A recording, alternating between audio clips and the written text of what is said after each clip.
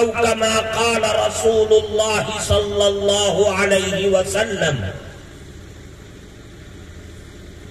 محترم صدر جلسہ، حضرات علماء کرام اور اس دینی محفل میں موجود تمام معزز بزرگوں اور قرب و جوار سے آئے ہوئے مہمانان مکرم،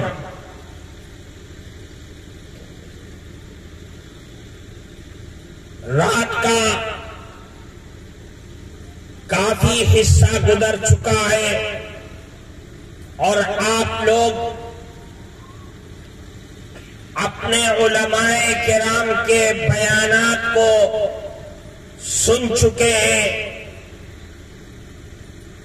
میں بہت زیادہ تھکا ہوا ہوں، لیکن آپ حضرات کی محبت کو دیکھتے ہوئے چند باتیں اس حدیث کی روشنی میں جو میں نے آپ کے سامنے پڑھی ہے بیان کروں گا۔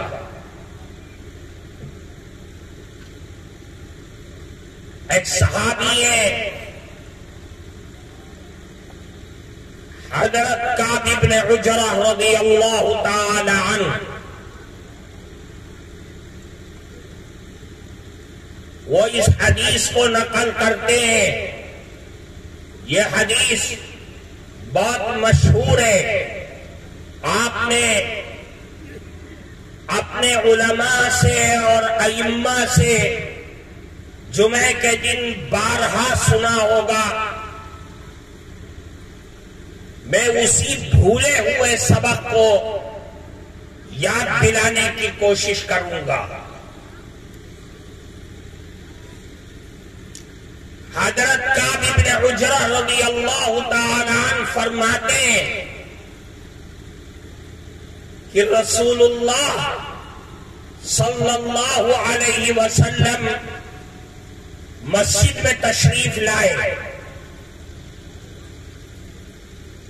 جہاں امام جمعہ کے دن خطبہ دیتے ہیں، منبر کے پاس آئے اور اللہ کے نبی نے زور سے کہا احضر المنبر، آئے لوگوں منبر کے قریب آ جاؤ۔ صحابہ کرام کا یہ سننا تھا، جو مسجد میں تھے سب قریب آ گئے۔ اللہ کے نبی نے کچھ نہیں فرمایا، منبر کی پہلی سیڑھی پر چڑھ گئے اور چڑھنے کے بعد زور سے کہا آمین، پھر دوسری سیڑھی پر چڑھے، پھر زور سے کہا آمین، پھر تیسری سیڑھی پر چڑھے، پھر زور سے کہا آمین۔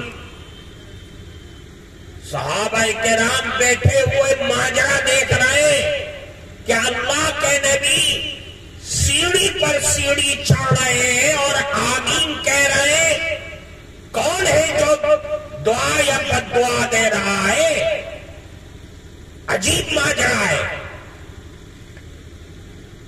اللہ کے نبی تیسری سیڑھی پر چڑھ کر کے نیچے اتر آئے۔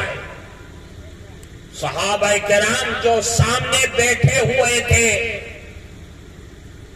ان میں سے کسی نے کہا یا رسول اللہ سمعنا اليوم منك ما لم نكن نسمعه، اے اللہ کے نبی آج تو ہم نے آپ سے ایسا عمل دیکھا ہے کہ اس سے پہلے کبھی بھی نہیں دیکھا تھا نہ سنا تھا،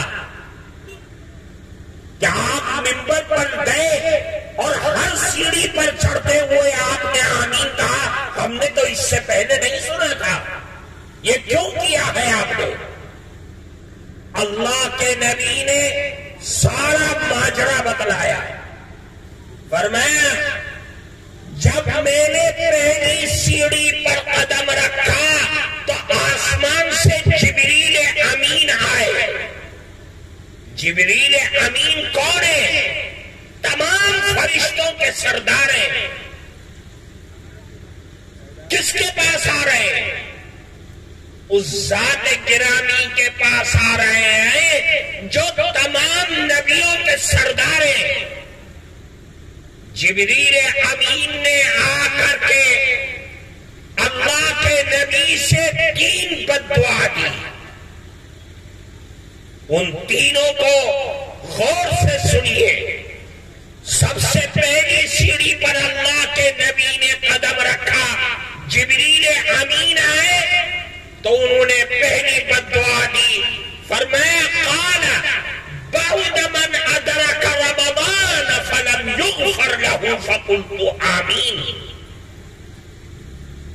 کہ اللہ کی لعنت ہو، اللہ کی رحمت سے دور ہو وہ انسان جس نے اپنی زندگی میں رمضان کا مبارک مہینہ پایا اور اللہ کی مغفرت کو حاصل نہ کر سکا. اس سے بڑا بدنصیب انسان کوئی نہیں ہے. رمضان کا مبارک مہینہ کون سا مہینہ؟ جب اللہ کی رحمت جوش میں ہوتی ہے. وہ مبارک مہینہ جس کے آنے کے وقت اللہ جہنم کے دروازوں کو بند کر دیتا ہے اور جنت کے سارے دروازوں کو کھول دیتا ہے. وہ مبارک مہینہ جس کے آنے سے پہلے اللہ اپنی بنائی ہوئی جنت کو سنوارتا ہے اور سجاتا ہے کہ میرے بندے اس میں آئیں گے. اس رمضان کے مہینے میں جب دن اور رات میں اللہ کی رحمتوں کی برسات ہوتی ہے، جس رمضان کے مہینے میں اللہ اپنے بندوں کی عبادت کا ریٹ اور بھاؤ بڑھا دیتا ہے،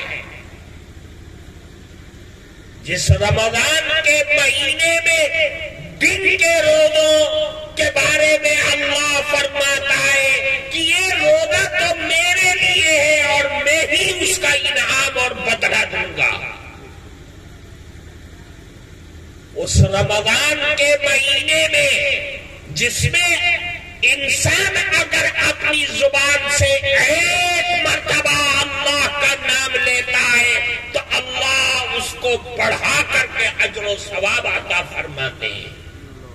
وہ رمضان کا مہینہ تجھ کو ملا اور تو نے رو کر کے عبادت کر کے اللہ کا ذکر کر کے اللہ کی خوشامد کر کے تو نے اپنے لیے اللہ کی رحمت کے دروازوں کو نہ کھول سکا. تجھ پر تو اللہ کی لعنت ہے انسان. تو نے رمضان کے مہینے میں دن کو کھا کر کے گزار دیا، رات کو جانوروں کی طرح سو کر کے گزار دیا. تو نے اپنی گناہوں کی مغفرت کی بھیک نہ مانگی. تو نے اللہ کی خوشامد نہیں کیا. تو نے جنت کو حاصل کرنے کے لیے اللہ کی رحمت کی بھیک نہیں. اللہ کے نبی فرماتے ہیں کہ جبریل امین نے بددعا دی، میں نے اس پر آمین کہا. رحمت اور نور کے فرشتوں کا سردار بددعا دے رہا ہے اور نبیوں کا سردار آمین کہہ رہا ہے. دنیا کی کون سی طاقت ہے جو ساتوں آسمان کے کہیں بھی روک دے اس دعا کو عرش پر جانے سے؟ اس لیے فرمایا آئے لوگوں، رمضان کا مہینہ آ رہا ہے. اس رمضان کو خوب وصول کرنا، محنت کرنا، مجاہدہ کرنا، کوشش کرنا. رمضان کے دن کا روزہ رکھنا اور راتوں کو عبادت کرنا اور اللہ سے اپنے گناہوں کی بھیک مانگنا. یہ انسان کا سرمایہ ہے، یہ مومن کا سرمایہ ہے. اگر مومن اس میں غفلت کرتا ہے تو سمجھ لو دنیا میں اس سے بڑا بدنصیب کوئی نہیں ہو سکتا ہے. یہ کھلا ہوا مسئلہ ہے کہ میں نے تجھے رمضان کا مہینہ، تو نے روزہ چھوڑ دیا، بلا وجہ کرنے، غفلت میں چھوڑ. یاد رکھو رمضان کے ایک دن کا روزہ چھوڑنا سال بھر اس کے بدلے روزہ رکھو گے اس رمضان کے مہینے کے روزے کے برابر ہو ہی نہیں سکتا ہے. ہاں تمہارا روزہ ادا ہو جائے گا، لیکن رمضان کے دن کی رحمتوں کی برسات کہاں سے لاؤ گے؟ جس وقت اللہ کی رحمت جوش میں ہوتی ہے وہ رحمت کا جوش کہاں سے لاؤ گے؟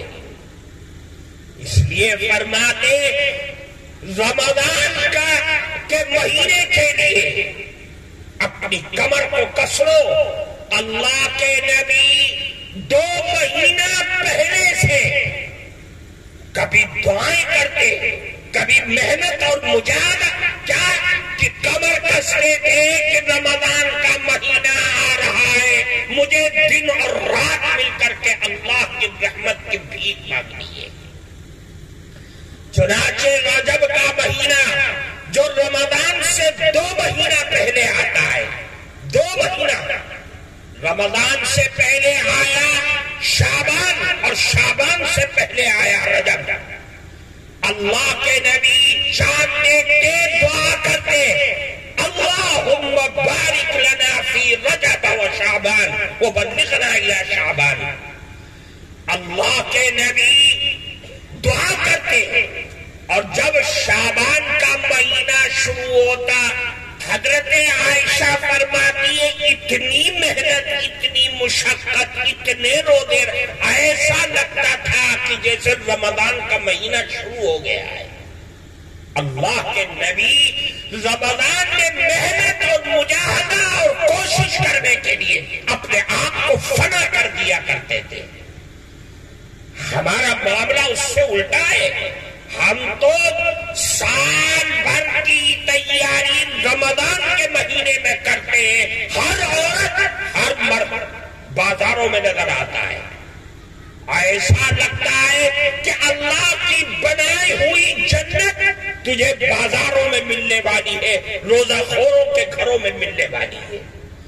یاد رکھو اللہ کی بنائی ہوئی جنت کوئی سستی چیز نہیں ہے، وہ تو بڑی ہی دشوار کن گھاٹیوں سے گزر کر کے اللہ کی بنائی ہوئی جنت میں جانا ہوگا.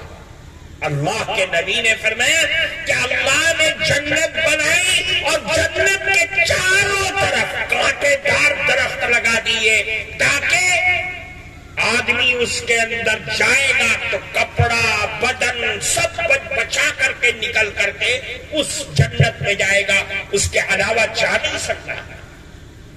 یعنی اللہ کی بنائی ہوئی جنت میں جانے کے لیے بڑی پرخار اور پرخطر گھاٹیوں سے گزرنا پڑتا ہے جب اللہ کی جنت میں جائے گا.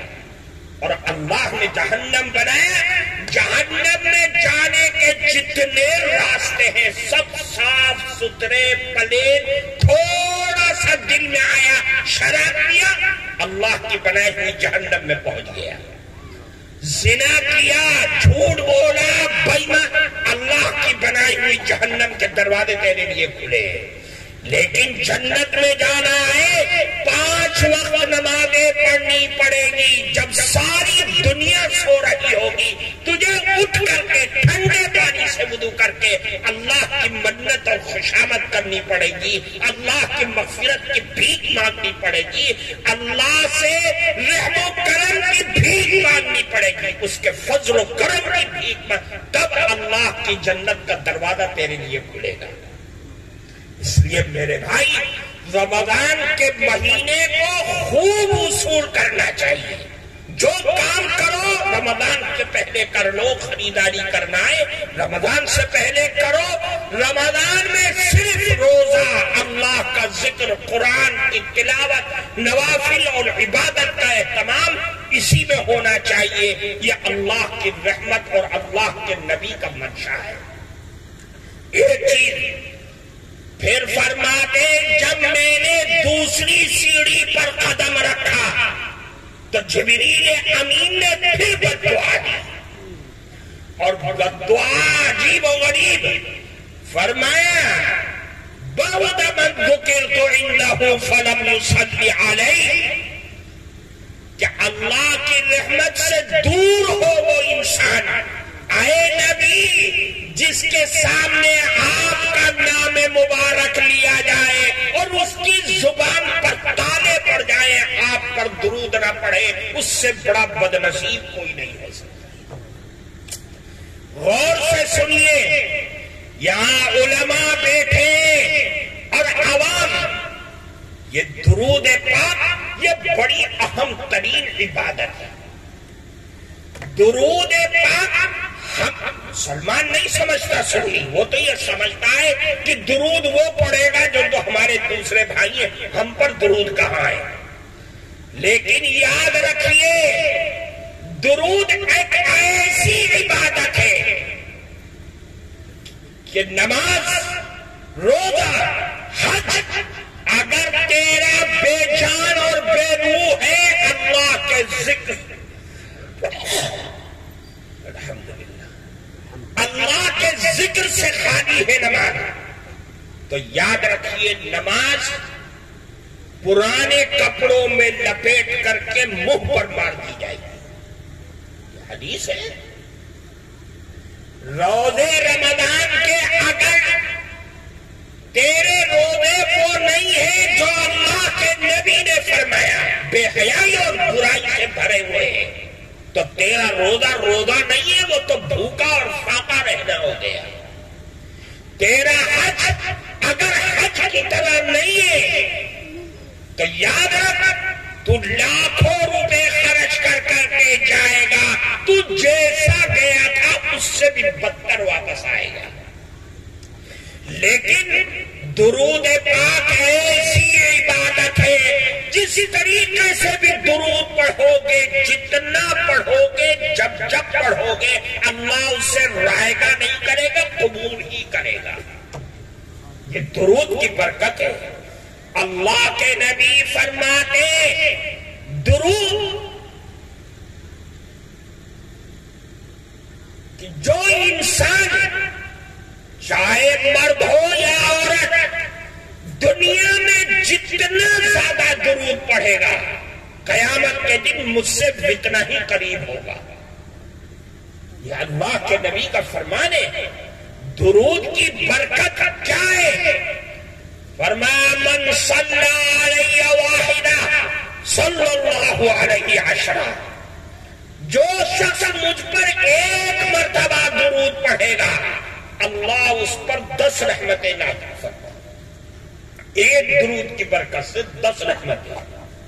پھر فرمایا ومن صلی علیہ واحدہ حطت عنہ 10 خطیئات، جو شخص مجھ پر ایک مرتبہ درود پڑھے گا، اللہ اس کے 10 گناہوں کو معاف کر دیں گے۔ یہ درود کی شان ہے۔ پھر بس نہیں، پھر فرماتے ومن صلی علیہ واحدہ رفعت عنہ 10 درجات، جو شخص مجھ پر ایک مرتبہ درود پڑھے گا، اللہ اس کے 10 درجوں کو بلند فرما دے گا۔ کیوں؟ اس لیے کہ رسول اللہ پر درود پڑھ رہا ہے، اللہ کے محبوب پر درود پڑھ رہا ہے، جس محبوب کے درود کا عالم یہ ہے کہ اللہ نے قرآن میں فرمایا ان اللہ وملائکتہ یصلون علی النبی یا ایھا الذین آمنوا صلوا علیہ وسلموا تسلیما۔ اس کی اہمیت دیکھیے، قرآن نے فرمایا نماز پڑھو، اقیموا الصلاۃ، زکوٰۃ کا معاملہ ہے کہ آتوا الزکوٰۃ، رمضان کے روزوں کا ذکر آیا تو اللہ کے نبی نے قرآن میں فرمایا کہ روزہ رکھو، حج کرو، حج ادا کرو۔ لیکن جب درود کا مسئلہ آیا تو اللہ فرماتے کہ میں اور میرے نورانی فرشتے نبی پر رحمت اور دعاؤں کی برسات کرتے ہیں۔ اے مومنو، تم بھی اپنے نبی پر درود و سلام کا نذرانہ پیش کرو۔ یعنی درود کو پہلے اپنی طرف اور نورانی فرشتوں کی طرف منسوب کیا، پھر ہم اور آپ کو حکم فرمایا کہ درود پڑھو۔ بہت بڑی بات ہم اور آپ سمجھتے نہیں۔ اللہ کے نبی فرماتے ان للہ ملائکۃ سیاحین فی الارض یبلغونی عن امتی السلام، کہ اللہ کے فرشتے گھومتے رہتے ہیں ساری دنیا میں، جہاں کہیں انسان اللہ کے نبی پر درود پڑھتا ہے تو وہ اس درود کو سنتے ہیں اور ہاتھوں میں اٹھا کر کے دوڑتے ہیں روضہ اطہر پر، اور وہاں جا کر کے کہتے ہیں اے اللہ کے نبی، آپ کا فلاں امتی جس کا نام یہ ہے اور اس کے باپ کا نام یہ ہے، اس نے آپ پر درود پڑھا ہے۔ اللہ کے نبی فرماتے کہ جب مجھ پر کوئی درود سے دور سے درود پڑھتا ہے اور مجھ پر پہنچایا جاتا ہے تو میں اس کا جواب دیتا ہوں، اور جو میری قبر پر آ کر کے درود پڑھتا ہے میں اس کو سنتا ہوں اور سن کر کے جواب دیتا ہوں۔ ایک حدیث میں یہ بھی فرمایا کہ اللہ نے میری قبر پر ایک فرشتہ متعین کر دیا جس کے کان میں یہ طاقت ہے، دنیا کے جس کونے میں درود پڑھا جاتا ہے اپنے کانوں سے سنتا ہے، اور اس کو تمام انسانوں کے نام معلوم ہے، اس کا نام اور اس کے باپ کا نام لے کر کے رسول اللہ کے دربار میں پیش کر دیتا ہے۔ جب روزانہ صبح شام بار بار اللہ کے نبی کے دربار میں ہمارا اور آپ کا نام لے کر کے پیش کیا جائے گا تو قیامت کے دن کون ہے جو اللہ کے نبی سے ہمیں اور آپ کو دور کر سکتا ہے؟ اس لیے میرے بھائی درود کی کثرت کرنی چاہیے۔ ایک حدیث طبرانی کی ایک روایت ہے بڑی عجیب و غریب، فرماتے اللہ کے نبی نے فرمایا من صلی علیہ واحدہ صلی اللہ علیہ عشرہ، جو شخص مجھ پر ایک مرتبہ درود پڑھے گا اللہ اس پر 10 رحمتیں نازل فرمائے۔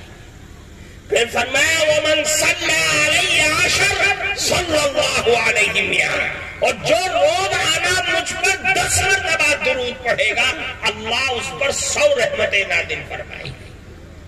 اور پھر آگے کیا فرماتے ہیں؟ فرماتے ومن صلی علیہ مئہ، اور جو شخص روزانہ بلا ناغہ مجھ پر 100 مرتبہ درود پڑھے گا تو اس کو 3 انعام ملیں گے۔ کتنے انعام؟ 3 انعام۔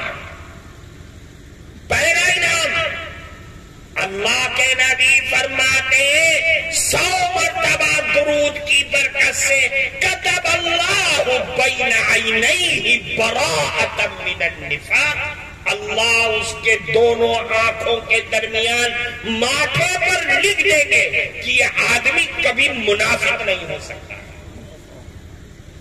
کون لکھے گا؟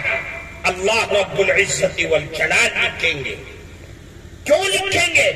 ارے یہ تو میرے محبوب کا ذکر کیا کرتا تھا، میرے محبوب کے نام کی رٹ لگایا کرتا تھا، درود و سلام کا نذرانہ پیش کیا کرتا تھا، اللہ نے یہ لکھ دیا ہے کہ یہ منافق نہیں ہو سکتا ہے۔ ایک انعام۔ دوسرا انعام وَكَتَبَ اللَّهُ بَيْنَ عَيْنَيْهِ بَرَاءَةً مِّنَ النَّارِ، اللہ تعالیٰ یہ بھی لکھ دیں گے دونوں آنکھوں کے درمیان ماتھے پر کہ یہ آدمی جہنمی نہیں ہو سکتا، یہ جہنم میں نہیں جائے گا، یہ تو میرے نبی پر میرے محبوب کا نام لینے والا تھا، یہ کیسے جہنم میں چلا جائے گا؟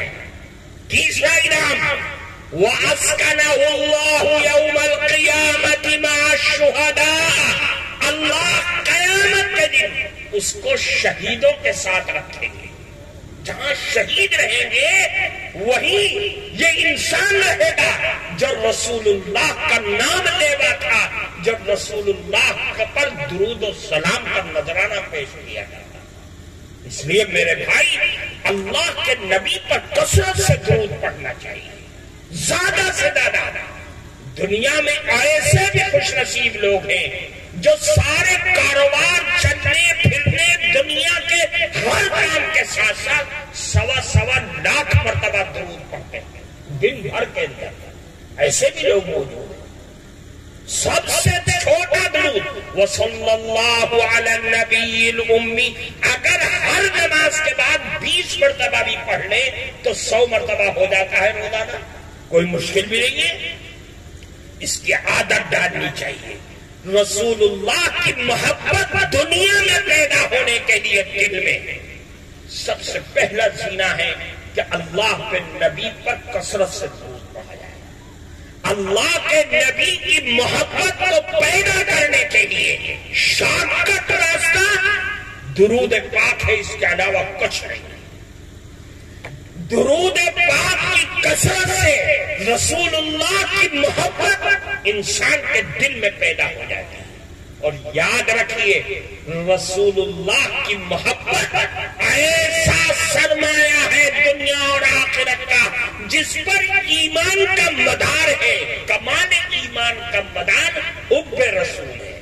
رسول اللہ کی محبت کمال ایمان کا مدار رسول اللہ کی محبت ہے. اگر رسول اللہ کی محبت ہے دل کے اندر تو یاد رکھیے دنیا بھی کامیاب, برزخ میں بھی کامیاب اور آخرت کے اندر بھی کامیاب رہے گا.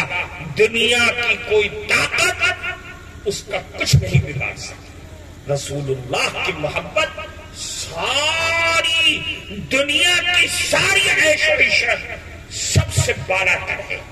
اسی لیے فرمایا کہ تمہارا ایمان کامل اور مکمل اس وقت ہوگا جب رسول اللہ کی محبت تمہارے دل میں, تمہاری آل اولاد, تمہاری دولت, حتیٰ کہ تمہاری جان سے بھی زیادہ تمہارے دل میں رسول اللہ کی محبت ہونی چاہیے. رسول اللہ کی محبت دنیا اور آخرت کی کامیابی کا راز ہے. میں ایک حدیث سناتا ہوں, ترمذی شریف کی روایت ہے. اللہ کے نبی نے فرمایا, حضرت انس اس حدیث کے راوی ہیں, حضرت انس رضی اللہ تعالی عنہ فرماتے ایک صحابی آئے, خوب غور سے سنیے, ایک صحابی آئے اور اللہ کے نبی سے فرمایا اے اللہ کے نبی متی الساعہ, قیامت کب آئے گی؟ عجیب سوال تھا, قیامت کب آئے گی؟ اللہ کے نبی نے کوئی جواب نہیں دیا. نماز کا وقت تھا, نماز کے لیے چلے گئے, سلام پھیرا, پلٹ گئے جیسے امام عصر میں اور فجر میں پلٹتا ہے. من السائل, کون ہے سوال کرنے والا؟ صحابی کھڑے ہوئے, اللہ کے نبی میں نے پوچھا تھا قیامت کب آئے گی؟ اللہ کے نبی نے جواب نہیں دیا. پلٹ کے پھر سوال کیا ان صحابی سے, دیکھو غور سے سننا. فرمایا یہ بتاؤ تم قیامت کے بارے میں سوال کر رہے ہو, ما اعددت لها, تم نے قیامت کے لیے تیاری کیا کر رکھی ہے؟ تم قیامت کو پوچھ رہے ہو. قیامت تو بڑی کٹھن دشوار کن کھڑی ہے. تم یہ بتاؤ تم نے قیامت کے لیے تیاری کیا کر رکھی ہے؟ صحابی کا جواب سنیے, بڑا عجیب و غریب جواب. فرمایا اے اللہ کے نبی ما اعددت لها لا کبیر صلاۃ ولا صوم. اے اللہ کے نبی میں نے کوئی تیاری نہیں کر رکھی ہے, نہ میرے پاس نمازوں کا پٹارا ہے, نہ روزوں کا انبار ہے, میرے پاس کوئی تیاری نہیں ہے. فرض نماز کا وقت ہوتا ہے, نماز پڑھ لیتا ہوں, رمضان کا مہینہ آتا ہے, روزہ رکھ لیتا ہوں, میرے پاس کوئی تیاری ویاری نہیں ہے. ہاں ایک چیز ہے, فرمایا ما اعددت لها لا کبیر صلاۃ ولا صوم الا حج انی احب اللہ ورسولہ، ہاں میرے پاس تو ایک چیز ہے کہ میں اللہ اور اس کے رسول سے بے پناہ محبت کرتا ہوں، میں اللہ اور اس کے رسول سے بے پناہ محبت کرتا ہوں۔ اب سنیے اللہ کے نبی نے کیا کہا۔ اللہ کے نبی نے فرمایا المرء مع من احب وانت مع من احببت، فرمایا کہ قیامت کے روز انسان اس کے ساتھ ہوگا جس سے وہ دنیا میں محبت کیا کرتا تھا، اور جس سے تم محبت کا دعویٰ کر رہے ہو قیامت کے دن اسی کے ساتھ ہوگے، یعنی اللہ اور اس کے رسول کے ساتھ رہوگے۔ پھر قیامت کی کیا پرواہ، پھر قیامت کی ہولناکیوں سے، اللہ کے عذاب سے، اللہ کے غصے سے، سورج کی تپش سے اور سورج کی گرمی سے، پیاس سے، حساب و کتاب سے ڈر کس چیز کا ہے؟ تم تو اللہ اور اس کے رسول کے ساتھ رہو گے۔ المرء مع من احب وانت مع من احببت۔ حضرت انس رضی اللہ تعالی عنہ فرماتے کہ صحابہ کرام اس جواب کو سن کر اتنا خوش ہوئے کہ اس سے پہلے کبھی میں نے اتنا خوش ہوتے ہوئے دیکھ ہی نہیں تھا صحابہ کرام، اس لیے کہ رسول اللہ سے محبت تو صحابہ کرام اٹوٹ محبت کیا کرتے تھے، جان توڑ محبت کیا کرتے تھے، ایسی محبت دنیا کے بڑے سے بڑے بادشاہ اور اس کے رعایا اس محبت کا 10واں حصہ بھی نمونے میں نہیں پیش کر سکتے۔ رسول اللہ سے محبت صحابہ کیا کرتے تھے کہ ناک کی ریت نکل جائے، زمین پر گر جائے، صحابہ وہاں موجود ہو، کبھی نہیں ہوا۔ اللہ کے نبی تھوکے اور زمین پر گر جائے، صحابہ وہاں موجود ہو، کبھی نہیں ایسا ہوا ہے۔ رسول اللہ نے پچھنا لگوایا، گندا خون نکلا، اللہ کے نبی نے کہا دبا دو لے جا کر کہیں سے، صحابی اپنے پیٹ میں رکھ کر کے چلے آئے کہ اللہ کے نبی میں نے پی لیا۔ یہ رسول اللہ سے محبت تھی۔ پتا یہ چلا کہ اللہ کے نبی سے محبت ہم سب کے لیے کمال ایمان ہے، کمال ایمان کا مدار حب رسول ہے۔ اب سمجھ لو، جو دنیا میں ہم اپنا آئیڈیل، اپنا نمونہ، اپنی زندگی کا کس کو بناتے ہیں؟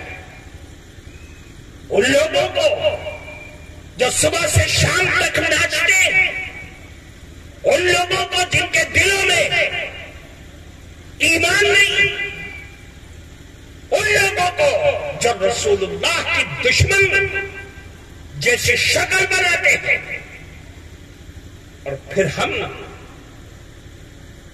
یہ سمجھتے ہیں کہ رسول اللہ کی بنائی ہوئی جنت کو ہم نے خرید لیا ہے، جنت اتنی سستی ہے۔ یاد رکھیے، اپنی زندگی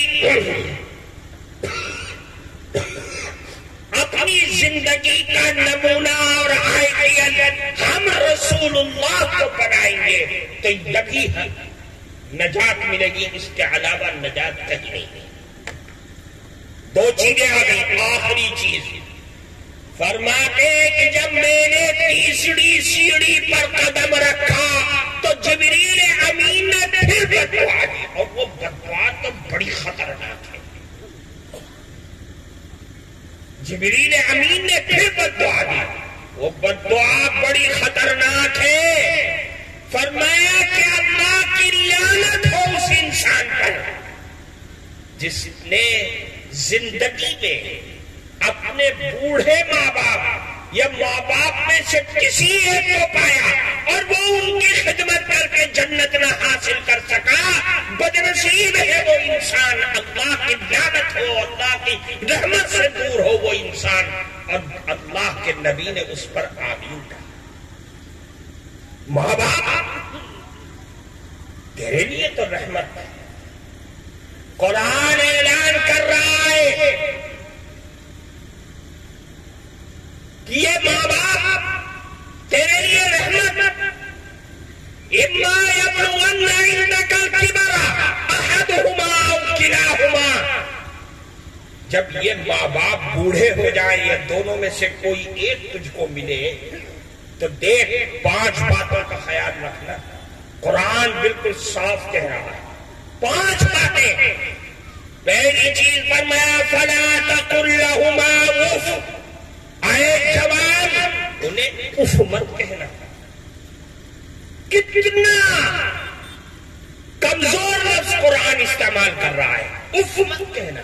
مفسرین کہتے ہیں اگر اف سے بھی کمزور کوئی لفظ ہوتا تو اللہ یہاں پر اس کو ذکر کرتا. ہم لوگ کہتے ہیں نا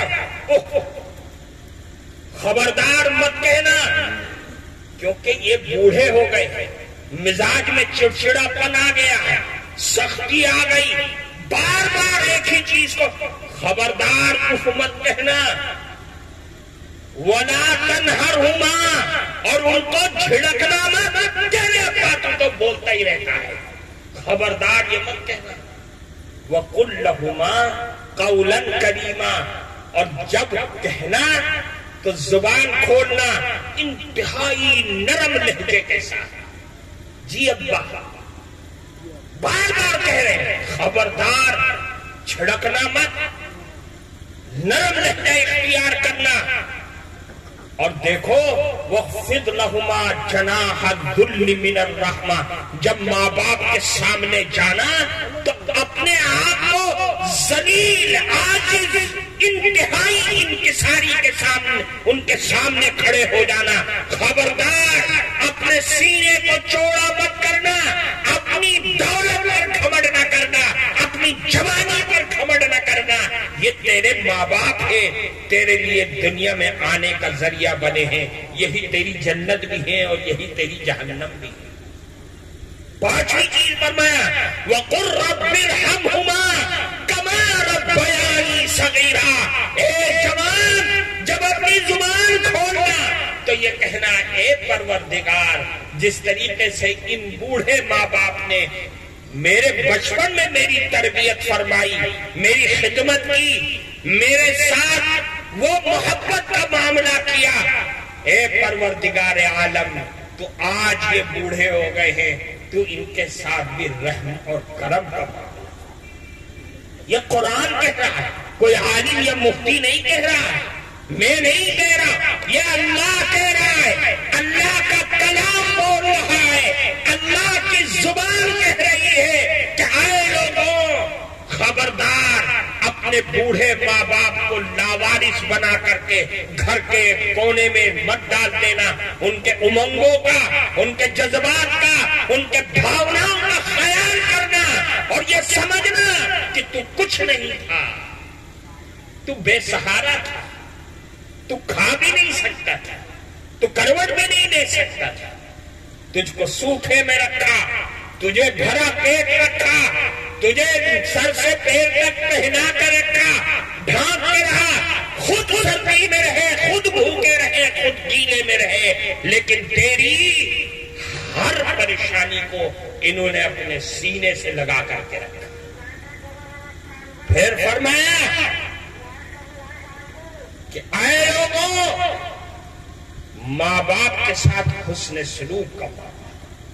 ایک صحابی آئے، میں یہ بات بیان کر رہا ہوں تاکہ آپ لوگ سمجھیں کہ ہم جا کہاں رہے ہیں، کدھر جا رہے ہیں. رسول اللہ کی سیرت، قرآن کے احکامات سب کو ہم نے چھوڑ دیا ہے، لائن بدل گئی ہے، اور پھر ہم چلاتے ہیں ہائے اللہ کیا ہو گیا ہے. ایک صحابی آئے کہ اللہ کے نبی میں خدمت کرنا چاہتا ہوں، کس کے ساتھ کروں؟ مشہور واقعہ ہے. اللہ کے نبی نے فرمایا اپنی ماں کی خدمت کر. پھر اپنی ماں کی خدمت کر، اس کے بعد اپنی ماں کی خدمت کر، پھر اس کے بعد پھر فرمایا ثم اباک فادناک ادنا، اپنے باپ کی خدمت کر باپ نہ ہو تو اس کا قریبی جو رشتہ دار چچا ہے تایا اس کی خدمت کر. دیکھو صحابی کے جواب میں 3 مرتبہ فرمایا اپنی ماں کی خدمت کر، اپنی ماں کی خدمت کر، اپنی ماں کی خدمت. کیوں 3 مرتبہ فرمایا؟ چاہو قرآن میں پلٹو.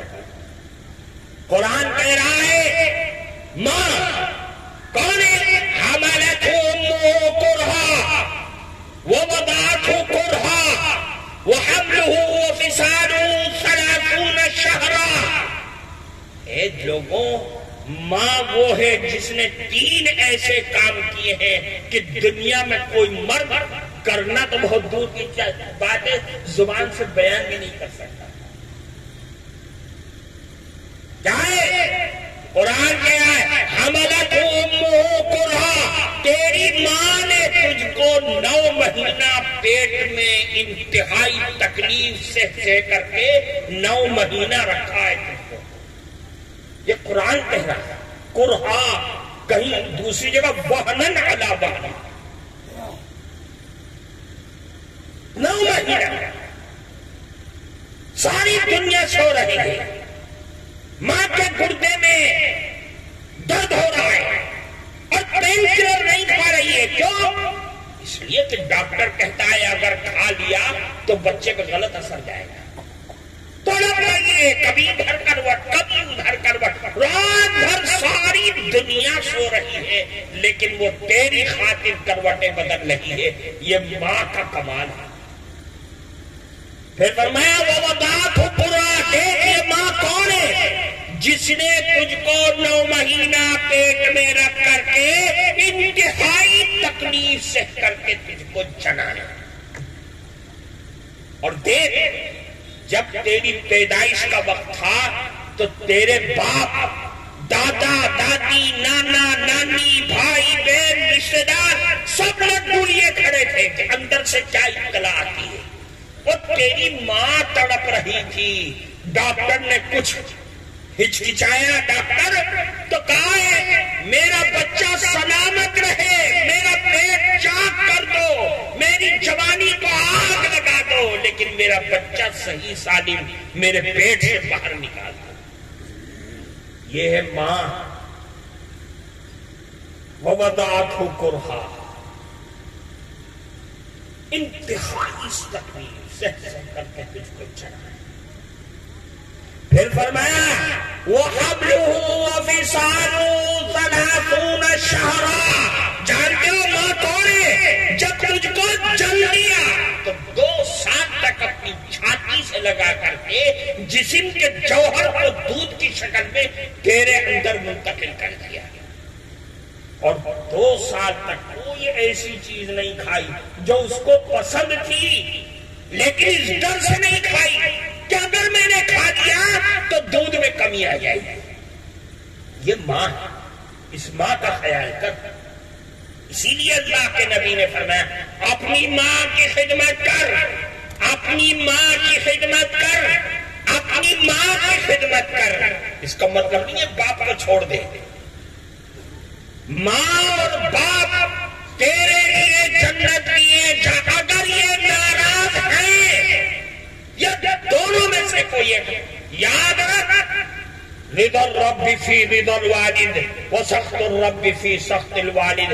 ماں باپ اگر راضی ہے تو آسمانوں پر بیٹھا ہوا میرا اللہ بھی تجھ سے راضی ہے. اور اگر یہ ماں باپ ناراض ہیں تو یاد رکھ تو کتنے ہی بڑا نمازی ہو، حاجی ہو، عالم ہو، مفتی ہو، بابا ہو، پیر ہو، شیخ ہو، اگر یہ ماں باپ ناراض ہے تو تیرا مالک، تیرا خالق، تیرا اللہ تجھ سے ناراض ہے. تیرے ایمان کی اس کو ضرورت نہیں، تیری نماز کی ضرورت نہیں، تیرے حج کی ضرورت نہیں، تیرے عمروں کی. میرا اللہ اگر تیرے ماں باپ ناراضی ہے تو میں راضی ہوں، اور اگر یہ ناراض ہے تو میں بھی تجھ سے ناراض ہوں. یہ کھلا ہوا مسئلہ ہے. کہاں جا رہے ہو؟ ماں باپ کو ناوارث بنا دیا، گھر کے کونے میں ڈال دیا، اپنی بیوی اور بچوں کے پیٹ اور کپڑوں کی فکر کیا. ماں باپ فرنیچر یہ سمجھنے کی دنیا میں تیری بدنصیبی شروع ہو گئی ہے۔ ماں باپ کو ناراض کرنا گناہ کبیرہ ہے۔ بیٹھے ہوئے علماء پوچھو، ماں باپ ہے، باپ نہیں ماں باپ ہے، اور ایسا گناہ کبیرہ ہے کہ سارے گناہ معاف ہو سکتے ہیں، لیکن ماں باپ کو ناراض کرنے والا گناہ کبھی معاف نہیں ہو سکتا ہے۔ اللہ نہیں معاف کرے گا۔ میرے اللہ نے تو یہ فرما دیا، فَإِنَّ رِيحَ الْجَنَّةِ يُوجَدُ مِن مَّسِيرَةِ أَلْفِ عَامٍ وَاللَّهِ لَا يَجِدُهَا عَاقٌ۔ اے لوگوں، جنت کی خوشبو قیامت کے دن ہر جنتی کو 1000 سال کی دوری سے محسوس ہونے لگے گی۔ ابھی پیدل چلیں گے تو 1000 سال لگیں گے، لیکن جنتیوں کو جنت کی خوشبو آنے لگے گی۔ پھر بڑے جلال میں، بڑے غصے میں خدا کا قسم کھا کر کے میرے نبی فرماتے ہیں کہ جو ماں باپ کا نافرمان ہوگا وہ جنت کی خوشبو بھی نہیں پائے گا۔ داخلہ تو بہت دور کی چیز ہے۔ ماں باپ کو ناراض کرنا یہ ماں باپ ہے، یہ ماں باپ تو تیرے لیے رحمت ہے۔ اور کیسی رحمت؟ ذرا سوچ کے تو دیکھو، اللہ کے نبی نے کیا فرمایا؟ من نظر الى والديه نظرة رحمة جعل الله له بكل نظرة حجة مبرورة۔ جو شخص اپنے بوڑھے ماں باپ پر محبت کی نگاہ سے دیکھے، محبت کیسی؟ یہ میری ماں، یہ میرا باپ، محبت کے ساتھ دیکھتے، تو اللہ کے نبی فرماتے ہر نگاہ کے بدلے حج مقبول کا تجھے گھر بیٹھے ثواب ملے گا۔ صحابی پریشان ہو گئے کہ اللہ کے نبی ہم بار بار گھر میں جاتے ہیں، بار بار دیکھیں تو ہر مرتبہ حج مقبول کا ثواب ملے گا۔ اللہ کے نبی نے فرمایا ہاں، اگر تم دن بھر میں 100 مرتبہ بھی اپنے ماں باپ کو محبت کے ساتھ دیکھو گے تو 100 مرتبہ حج مقبول کا ثواب ملے گا۔ اللہ اکبر واطیب، اللہ بہت بڑا ہے۔ جن کو دیکھنے سے حج مقبول کا ثواب ملتا ہے، ہم ان کو لاوارث بنا کر کے دنیا میں چھوڑ دیں، یاد رکھو اس سے بڑی بدنصیبی اور کچھ نہیں ہو سکتی۔ آخری حدیث سن لیجیے، 15 علامتیں اللہ کے عذاب کی بتلائی ہے ایک حدیث میں، ترمذی شریف کے اندر یہ روایت ہے۔ اس میں سے ایک فرمایا وَأَطَاعَ الرَّجُلُ زَوْجَتَهُ وَعَقَّ أُمَّهُ وَبَرَّ صَدِيقَهُ وَجَفَا أَبَاهُ۔ جب ایسے بدنصیب لوگ دنیا میں پیدا ہونے لگے کہ اپنی جوان بیوی کے کہنے میں آ کر کے بوڑھی ماں کو لات مار دی، بیوی نے کان میں ماں کی شکایت کری، جا کر کے ماں پہ برس پڑا، تیرا ستیہ ناس ہو جائے بدنصیب۔